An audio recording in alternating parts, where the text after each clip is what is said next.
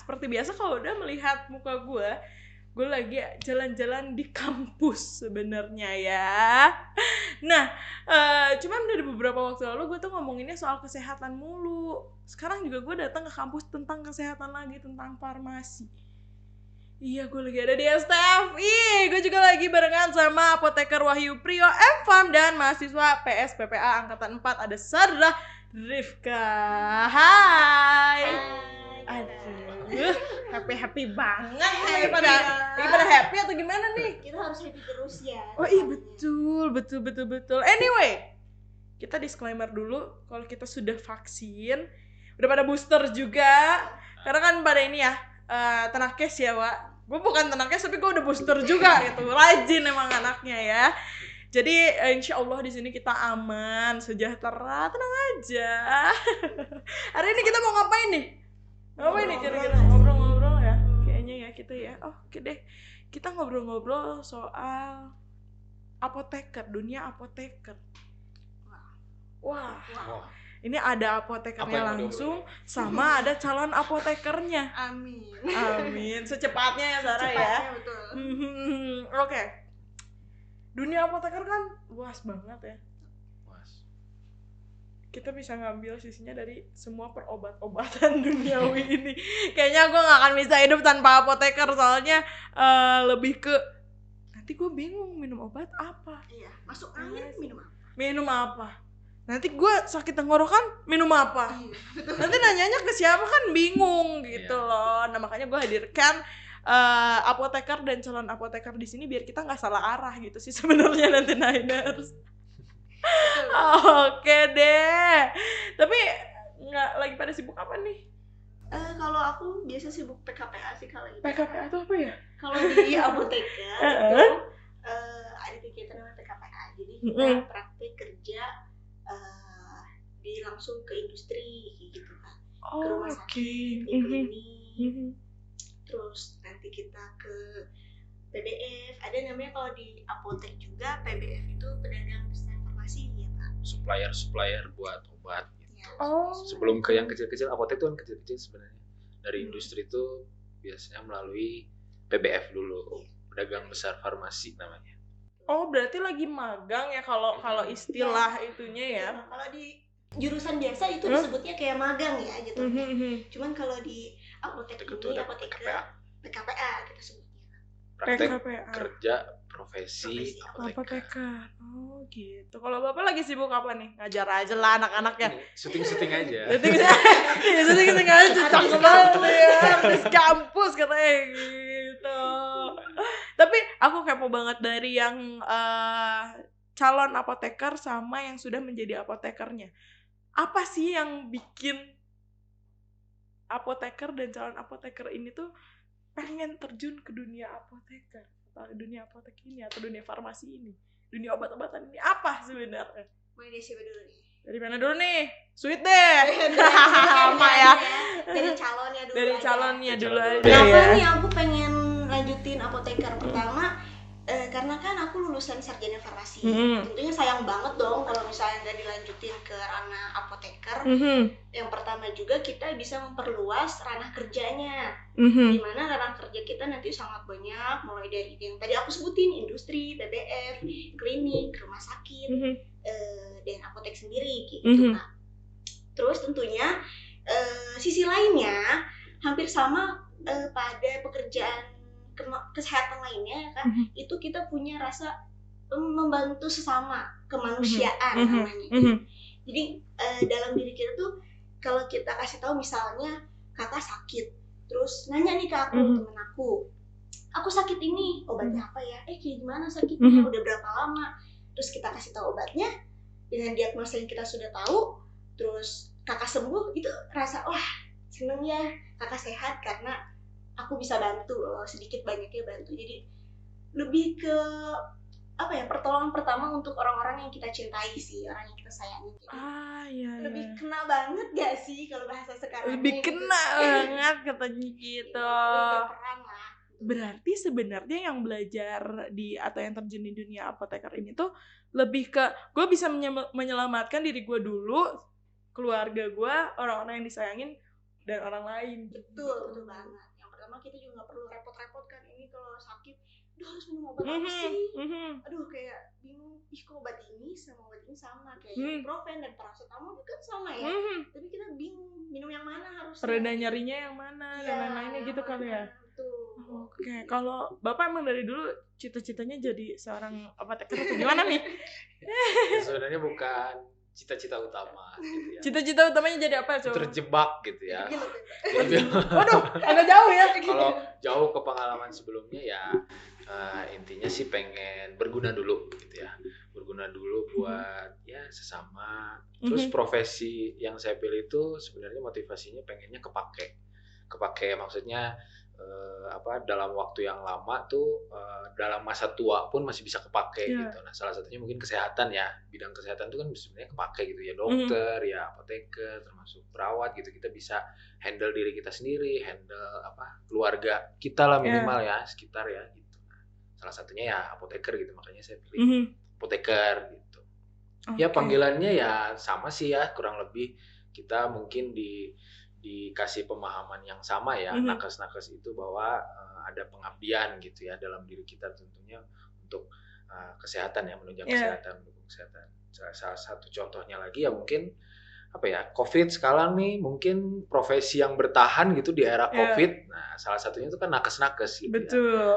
Kita sudah memberikan seluruh hidup kita nih ya buat kesehatan, buat Indonesia, buat ya wilayah-wilayah di sekitar kita gitu ya. Nah, yang bertahan memang nakes-nakes ini, dokter, perawat, termasuk apoteker gitu. Sebenarnya sih lebih kepakainya sih di situ ya. Kepakainya, gitu. Mulianya ya, celah mulianya katanya gitu. Nah, tapi kan maksudnya banyak orang yang lebih menyangka itu apoteker sama farmasi itu sama. Tapi itu sebenarnya ada bedanya atau gimana? Beda tipis ya. Beda tipis. Tipisnya itu sebenarnya level pekerjaannya gitu. Sebenarnya tuh farmasi tuh dimulai dari yang paling dasar tuh dari SMK Farmasi, Sekolah Menengah Kejuruan Farmasi. SMK Farmasi setingkat SMA kan. Nah, mereka itu jadi tenaga teknis kefarmasian gitu. Jadi misalnya di apotek tuh ada tenaga teknisnya yang bantuin racik, bantuin nyerahkan obat gitu ya. Ada di situ. Level selanjutnya ada misalnya D3 farmasi itu juga ada. Itu juga tenaga teknis kefarmasian. Level selanjutnya ada S1 farmasi, itu tenaga teknis juga gitu. Jadi ranah-ranah pekerjaan farmasi itu luas banget sebenarnya. Dari apotek, industri, rumah sakit, termasuk dari PBF gitu ya, dan klinik dan sebagainya. Nah, itu sebenarnya masuk sih level-level farmasi itu. Nah, di atasnya lagi ada profesi apoteker. Kenapa dibedakan gitu ya? Dibedakan sekali lagi level pekerjaannya. Kalau profesi apoteker tuh kami diangkat sumpah gitu. Oke, dokter juga. Diangkat sumpah, kemudian ada aturan undang-undang yang melekat di diri kita gitu. Di pekerjaan kefarmasian ada kalau nanti mungkin bisa dibaca di Peraturan Pemerintah Nomor 51 sampai tuh tahun 2009, bagaimana mengatur pekerjaan kefarmasian. Nah, ada undang-undang hukum yang melekat di apoteker ini gitu. Jadi ya kita bikin obat itu mungkin semua orang bisa, tapi kan nggak bisa seenaknya ya. Hubungannya sama nyawa, sama keselamatan seseorang. Nah, maka dari itu ada profesi yang bertanggung jawab di sini, yaitu apoteker. Kalau sarjana farmasi, D3 farmasi tadi hanya teknis saja gitu, bantu si apoteker ini. Makanya kan labelnya tenaga teknis kefarmasian. Tenaga teknis kefarmasian atau asisten apoteker. Nah, itu levelnya kan masih mungkin bisa dibilang di bawah apoteker ya. Nah, di atasnya ada apoteker yang tanggung jawab ya hubungannya ada dengan hukum tadi, undang-undang tadi. Gitu sih lebih. Berarti kalau S-Farm itu nggak disumpah? Jadi hanya dapat gelar sarjana farmasi. Iya. Oke, tapi dia udah boleh terjun ke boleh. Apotek. Cuma bedanya dia nggak boleh bedanya dengan apoteker ya, dia nggak boleh ke pasien pelayanan informasi obatnya, oh obat ibu tuh begini, diagnosa ibu begini, bapak ibu begini, itu nggak bisa, itu harus apoteker gitu. Jadi nanggung sebenarnya ya yang S-Farm ini ya. Ya dibilang nanggung, iya juga sih, cuma Iya. ya mungkin pilihan ya. Betul. Pilihan mau jadi apoteker apa enggak itu pilihan gitu. Nah, tapi kan kalau jadi seorang apoteker itu panjang ya perjalanannya. Kayak setahu aku tuh kalau dokter dia masuk sarjana kedokteran dapat gelar S.Card, dia harus ngambil lagi koas. 1 tahun atau 2 tahunan ya? 2 tahun lah. 2 tahunan, tergantung ujiannya cepat atau enggak ya kalau temanku. Nanti baru dapat sumpah dokter untuk jadi dokternya. Kalau misalnya mau ngambil spesialis ambil lagi gitu kan. Tapi kalau misalnya dari seorang sarjana farmasi, how to be an apoteker? Ya sama. Jadi kalau kayak kedokteran kan ambil dulu sarjana kedokteran. Nah, apoteker juga gitu, harus ambil sarjana farmasi. Baru bisa lanjut ke apoteker. Yang bisa jadi apoteker tuh cuma sarjana farmasi. Oh, jadi yang D3 gitu-gitu? Nggak bisa. Belum bisa. Harus sarjana. Nah, kalau di STFI bisa aja D3 itu jadi apoteker, tapi D3-nya masuk dulu kelas konversi namanya. Dikonversi jadi sarjana farmasi, nilainya segala macam, baru ambil apoteker gitu. Jadi status gelar pendidikannya, latar belakang pendidikannya jadi apoteker tuh harus sarjana farmasi kayak Sarah ini gitu. Jadi biar tipis kayak kedokteran lah kan. Harus jadi S.Card dulu baru bisa koas kan gitu. Ya kalau kita apoteker berarti harus ambil profesi apoteker baru bisa jadi apoteker. Tapi kalau mata kuliahnya? Mata kuliahnya mirip-mirip sih Kak sama kayak lebih ke penerapan sih kalau terjun langsung ke lapangannya. Makanya tadi ada PKPA, praktek kerja profesi apoteker tuh menerapkan ilmu sarjana farmasi itu sebenarnya di tempat PKPA-nya. Oh, jadi secara di lapangan tuh bikin obat gitu-gitu atau gimana? Iya, kayak gitu. Bantuin, kayak kita tahu fungsinya, perannya, tanggung jawabnya, kayak seperti itu sih Kak. Kurang lebihnya lebih mengenal dulu sebelum kita terjun langsung ke tempat kerja kita nanti. Setahun? Satu. Kalau PKPA-nya nih? Ininya dari apotekernya pendidikannya 1 tahun. Kalau PKPA-nya kurang lebih 6 bulan. Oh, jadi 6 bulan materinya dulu, 6 bulannya lagi ke lapangan. Jadi begitu daftar nih masuk PKPA, masuk apoteker langsung PKPA mereka 6 bulan di STFI. Gitu. Nah, nanti 6 bulan itu dibagi menjadi beberapa tempat. Kalau STFI ada 5 tempat.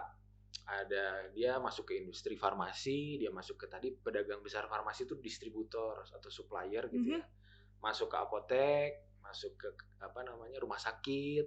Terus satu lagi bisa masuk ke lembaga pemerintahan misalnya kayak puskesmas gitu. Nah, nanti itu tuh semuanya pasti ketemu itu. Karena disitulah ranah pekerjaan apoteker. Oh, aku kira tuh disuruh pilih gitu, enggak. Harus mengalami semuanya. Harus bisa semuanya gitu. Kan nggak tahu nih nanti Sarah misalnya udah lulus apoteker kerja di mana kan kita nggak tahu nih. Mungkin industri dia udah siap, udah kita siapin untuk kerja di industri. Sarah udah keliling mana aja tuh? Baru keliling di industri, di rumah sakit, klinik, apotek gitu. Paling susah di mana? Paling susah sebenarnya rata-rata susah sih. Rata-rata susah sih. Oke, susahnya di mana tuh? Pertama kita harus kayak adaptasi sih, lebih ke adaptasi. Oh, pengenalan. Ternyata kalau terjun langsung tuh kayak gini ya sistemnya beda loh sama yang kita pelajarin. Terus ternyata orang-orangnya tipe-tipenya kayak gini ya. Terus tugas-tugasnya ternyata lebih banyak juga gitu dibandingkan apa yang kita bayangin sebelumnya. Terus mungkin sisi lainnya seru Kak, karena kalau di rumah sakit kan ada kayak saling resep kayak gitu, harus belajar. Terus nanti kita juga lebih harus interaksi sama pasien beneran gitu kan. Nanti kita ikut apoteker kalau misalnya lagi visit gitu. Visit ke pasien-pasien. Pernah ya kalau misalnya dirawat ada Kak kita sebentar mau ada apoteker gitu. Nanti kita ikut nih sama apoteker yang ada di rumah sakit. Cuma dari belakang kayak mahasiswa lagi koas gitu. Oh, jadi beneran kayak mirip banget sama dokter gitu ya? Iya, betul, mirip banget. Kita ikut aja visit, kita liatin dulu gimana sih cara penyampaiannya, terus tanya-tanyanya, terus solusinya seperti apa. Kurang lebih. Oke, tapi as an apoteker yang udah menjadi seorang apoteker nih Pak, pernah nggak sih kayak ngelayanin pasien dia keluhannya ini atau dia udah dikasih resep dokter tapi masih ngeyel, enggak kok bukan ini obatnya? Ya nggak usah jauh-jauh lah. Pasien itu selalu merasa lebih pintar dibanding dokter kadang kan. Tahu obatnya.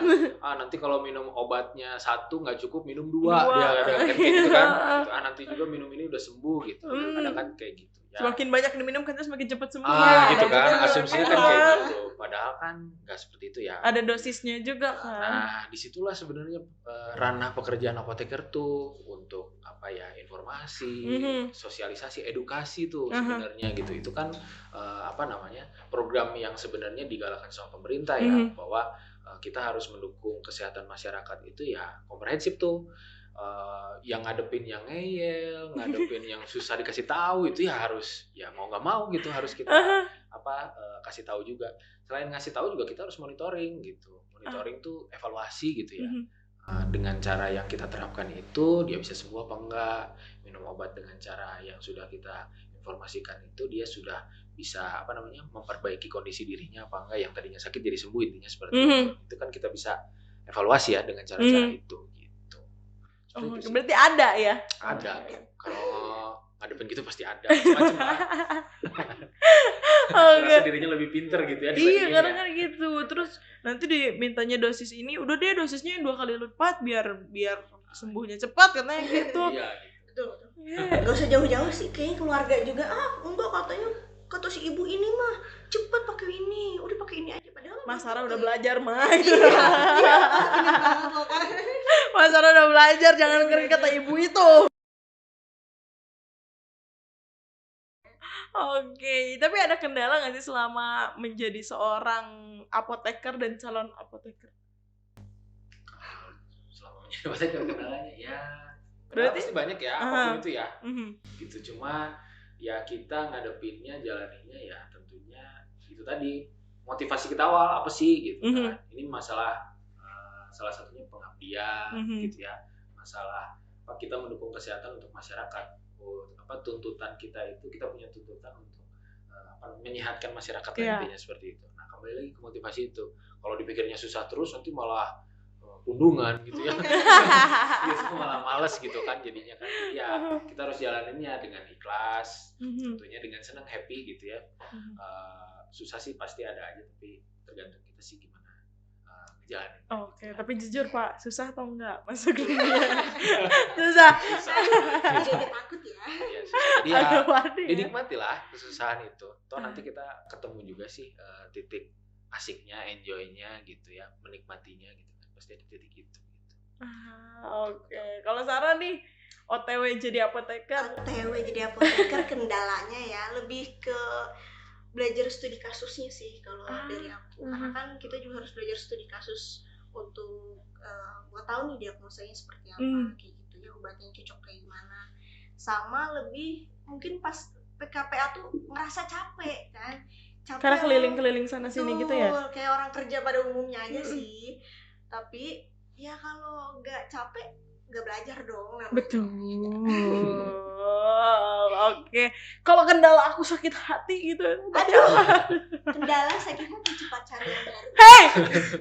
Jangan dong, jangan bercanda ya. Bercanda ya. Canda ya, itu bercanda. Oke, berarti kan maksudnya setiap perjalanan menjadi seorang apoteker itu kan pasti ada kendalanya, pasti ada naik turunnya juga ya maksudnya. Berarti kan dalam artian di sini tuh dibilang susah juga susah, dibilang gak susah ya ini tuh susah ya, tetap susah. Iya, Oke. Tapi dari mata pelajaran yang ada di profesi apoteker yang menurut Bapak sama Sarah paling susah itu yang mana? Sebenarnya kalau apoteker tuh, studi apoteker ya, kita nggak ada belajar lagi. Kita bener, udah belajar di sarjana farmasi. Oh. Nah, yang susah itu adalah menghadapi nanti ujian. Karena apoteker itu ujian hidup lah ya. Lebih susah dari ujian hidup kayaknya. Jadi apoteker Sarah ini setelah PKPA nanti 6 bulan berikutnya itu ada ujian nasional. Nasional tuh nasional se-Indonesia. UN saya. Kayak UN gitu.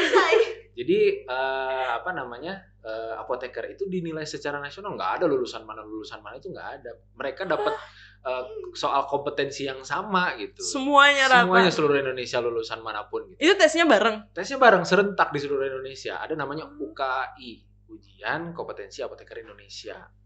Nah itu dibagi jadi 2 metode. Satu metode CBT. Ada CBT itu yang online itu ya? Computer based test. Itu serentak seluruh Indonesia. Model soalnya itu seolah-olah kita jadi ngadepin kasus. Tadi betul tuh. Studi kasus. Kasus di industri. Sebuah industri farmasi memformulasikan bla bla bla bla. Kita harus jawab tuh. Misalnya dapat soal apotek. Seorang ibu datang ke apotek mengeluhkan sakit bla bla bla bla bla. Obat apa yang? Nah, itu kan soal kasus tuh. Itu CBT. Kemudian ada lagi UKI OSCE. OSCE itu Objektif Struktural Klinikal. OSCE-nya ada di mana-mana ya? Ada di mana-mana, itu ujian nasional juga. Kedokteran ada. Itu juga ada. Jadi mereka dibagi menjadi 9 station, kayak ruangan-ruangan kamar gitu. Nanti si calon apoteker ini masuk ke ruangan station 1, pas dibuka soalnya industri. Itu suasananya kayak di industri. Jadi ada mesin tabletnya, ada mesin evaluasi kapsulnya misalnya. Terus mereka disuruh nguji di situ. Misalnya seorang apoteker di industri farmasi menguji sediaan kapsul. Menguji gitu. OSCE itu. Nanti masuk prakteknya. Nanti ada pengujinya satu, dilihatin sama pengujinya gitu. Nanti station 2 masuk lagi, seolah-olah kayak apoteker di apotek, ada pasien, ada ibu-ibu duduk di situ misalnya. Terus ditanya sama kita, wawancara, ibu sakit apa, segala macam, terus kita kasih obatnya apa misalnya. Kayak gitu sampai 9 station. Kasus-kasus di 9 emang 9. Di mana-mana pun 9. Di mana-mana. Soalnya sama. Sar udah siap? Siap. Kalau kita ininya pasti wah ngeri banget, susah banget. Padahal kan kita udah siapin itu dari sarjana farmasi sebenarnya. Tapi yang paling susah session yang mana, Pak? Sama sih, bobotnya tuh sama. Karena berarti emang kita tuh udah harus paham gitu nggak sih dari semua ranah apoteker. Kita nggak bisa milih, aku mau jadi apoteker industri aja, itu nggak bisa. Namanya apoteker, punya gelar apoteker tuh masuk industri bisa, masuk apotek bisa, rumah sakit bisa, PBF bisa, semuanya bisa. Jadi ada berapa banyak tuh si ranah apoteker? Ada kurang lebih sih ada 3 sih sebenarnya. 3. Ada istilahnya di industri itu kayak misalnya dari produksi, kemudian quality control. Jadi industri itu tiga personel kuncinya tuh, apoteker itu 3 personel kunci masuk ke ranah produksi, quality control sama quality assurance gitu, QA. Itu di industrinya. Kalau misalnya di PBF ya pedagang besar farmasi yang tadi ya. Jadi kan kalau supplier distribusi obat tuh nggak bisa main-main. Mungkin dia harus dijaga suhunya. Bener nggak? Oh iya betul. Mungkin dia harus simpen di suhu ruangan berapa kan biasanya ada ya obat kayak gitu. Termasuk mobilnya kan harus kita setting supaya dia selama perjalanan terjaga, si obat ini nggak rusak sampai ke tangan pasien gitu. Nah itu butuh apoteker. Gitu. Misalnya di apotek, kalau apotek kan banyak ya. Hubungannya dengan pasien segala macam. Rumah sakit juga hubungannya dengan pasien, tapi tentunya ada juga pasien yang dirawat. Itu juga kita harus kelola suplai obat-obatannya gitu. Berarti kalau vaksin pun itu berhubungan sama apoteker? Iya. Yang vaksin kemarin berangkat tuh vaksin COVID. Bio Farma itu kan apoteker juga. Bio Farma. Oh iya. Jadi impornya tuh dari luar, untuk distribusinya kan ada apoteker juga. Plot twist ya. Baru tahu gitu ya. Banyak ternyata pekerjaan apoteker.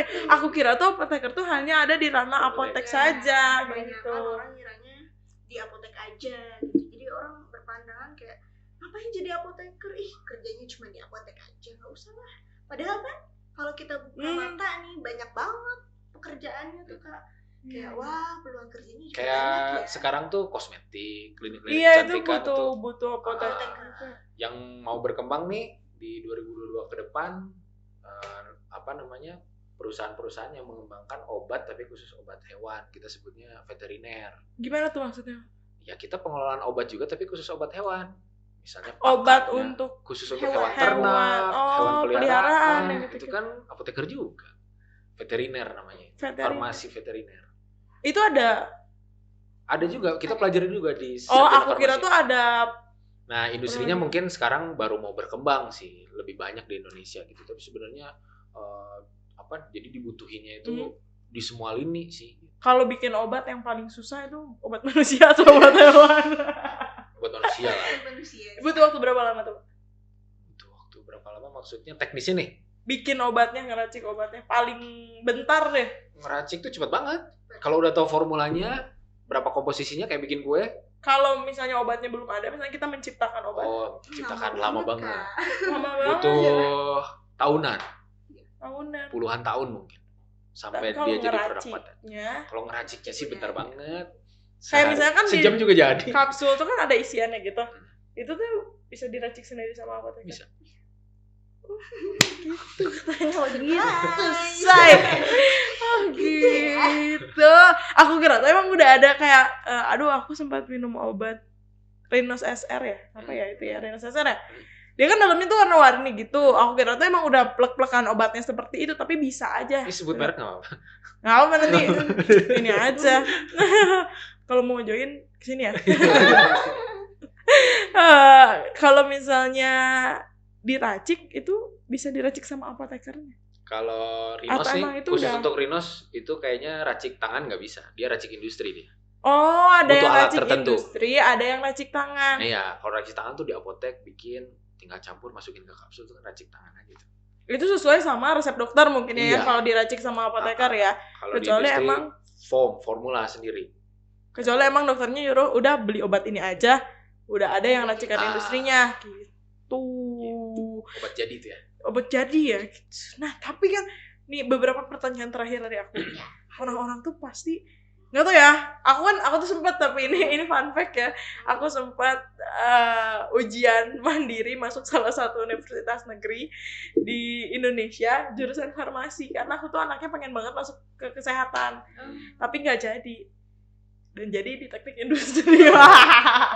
Agak jauh ya saya sebenarnya ya. Nah, kenapa aku pengen masuk kesehatan? Karena memang aku tuh pertama aku suka biologi anaknya. Kedua memang aku tuh suka ngeracik-racik itu, makanya emang pengennya ke kesehatan, tapi nggak jadi ya. Gue kuliah di teknik industri, kerjanya di broadcasting, kayak aneh banget emang. Nah, aku sih pribadi lebih suka sama dunia kesehatan, tapi masih banyak ternyata orang di luar sana yang masih takut untuk terjun ke dunia kesehatan. Takutnya mungkin karena ini sama nyawa orang, atau takutnya susah, banyak ini cangcingcongnya katanya gitu. Udah, apa yang pengen Sarah sama Bapak sampaikan untuk mungkin anak-anak yang masih takut terjun ke dunia kesehatan, terutama dunia farmasi dan apoteker? Sarah dulu. Simpelnya sih kalau sebagai mahasiswa ya, masih mahasiswa. Buat teman-teman yang mau masuk ke dunia farmasi atau dunia kesehatan, itu gak usah takut, liku-liku di dalamnya jalanin aja, nanti juga bakalan lulus kok cepet, dan masuk aja sih pastinya. Enak banget, seru. Pasti banyak surprise di dalamnya. Soal join us. Banyak surprise. Bahkan kamu tidak menyangka ya. Banyak hal yang tidak Anda sangka gitu. Oke, kalau dari Bapak apa nih Pak? Kalau saya sih ya yang penting keinginan sendiri dulu deh. Ya. Gitu. Jadi kan melakukan sesuatu jangan terpaksa gitu ya. Itu keinginan sendiri dulu gitu. Kalau masuk farmasi tuh menurut saya sih banyak banget ya fakta-fakta unik, kemudian insight-insight baru gitu ya, yang nggak kepikiran sama kita gitu ya. Salah satunya di farmasi ini gimana sih cara bikin obat, kok bisa ada tablet sih gitu. Tablet misalnya ya, kemudian tablet ini kok bisa kita minum tiba-tiba pusing kita hilang, itu tuh gimana sih? Nah, itu dipelajarin gitu. Nah gitu, terus itu tuh gimana sih di tubuh kita tuh nyangkut sama bagian tubuh yang mana gitu ya. Padahal kan sistem pencernaan kita gini-gini aja gitu. Nah itu sebenarnya bakalan terjawab gitu ya kalau misalnya ya apalagi dari formulasinya. Farmasi itu formulasinya belajar gitu ya, bukan hanya diagnosanya aja, tapi formulasinya juga belajar. Jadi menarik sih kalau misalnya itu bisa dijalanin, apalagi tadi ya dengan keinginan sendiri pasti seneng ngejalaninnya, dari tadi ngeracik-racik lah, bikin obat, kita jadi tahu tentang penyakit tertentu, obatnya apa, gimana cara kerjanya si obat ini. Nah itu banyak banget sih, jadi jangan ragu sih untuk yang mau masuk farmasi ya, jangan ragu sih untuk join gitu di farmasi ya, banyak banget yang banyak banget hal-hal yang seru katanya gitu. Nah tapi kalau misalnya aku udah S-Farm nih, udah sarjana farmasi, untuk ngambil apoteker di STFI itu bisa berarti? Bisa dong. Oh dari luar pun bisa? Dari luar pun bisa, dari manapun bisa, yang penting dia sarjana farmasi. Cara daftarnya itu gimana sih? Cara daftarnya Bapak? Gimana sih Pak? Kalau daftar sih kita yang penting sarjana farmasi, terus kemudian STFI sih sebenarnya punya ketentuan IPK sih ya, minimal selama menempuh sarjana farmasi minimal bisa lebih dari 3 gitu, 3,0. Jadi kalau sarjana farmasi yang di bawah 3, mohon maaf nih ya gitu ya. Kemudian ya tinggal masuk ke website kita gitu ya, di STFI AC ID, stfi.ac.id, kemudian di situ bisa langsung daftar gitu untuk program studi pendidikan profesi. Tapi standarisasinya cuma itu aja, IPK-nya? Cuma itu. IPK-nya lebih dari 3. Dan dia sarjana farmasi. Dan sarjana farmasi, udah nggak ada apa-apa lagi.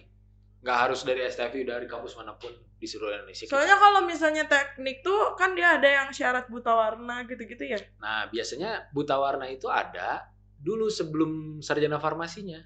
Kalau dia udah berhasil jadi sarjana farmasi kan berarti udah lolos dong. Jadi syaratnya hanya sarjana farmasi dan IPK di atas 3 aja gitu, nggak ribet. Kecuali nanti kalau misalnya mau ngambil sarjana farmasinya baru ada syarat-syarat lainnya ya. Oke, ada Instagram atau websitenya?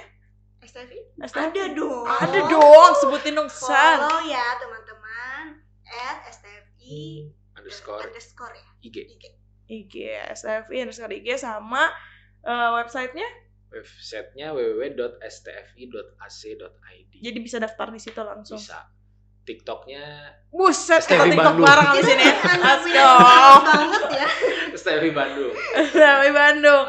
Oke deh, baiklah Bapak Sarah, terima kasih banyak sudah main-main ke sini ya, ke podcast kita ya. Terima kasih juga, tempatnya enak sekali. Oh iya dong. Sukses ya Pak Sarah, Amin. semoga ya secepatnya diangkat jadi apoteker ya. Amin.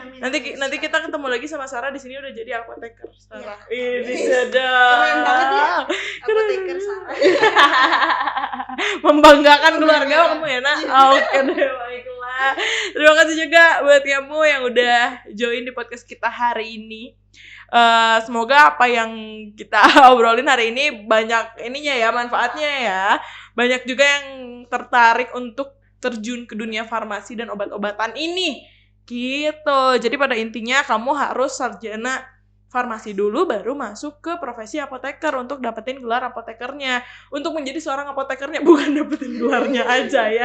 Percuma kamu dapetin gelarnya aja kalau kamu tidak memakai gelarnya itu. Oke? Sampai bertemu di podcast selanjutnya. Bye-bye!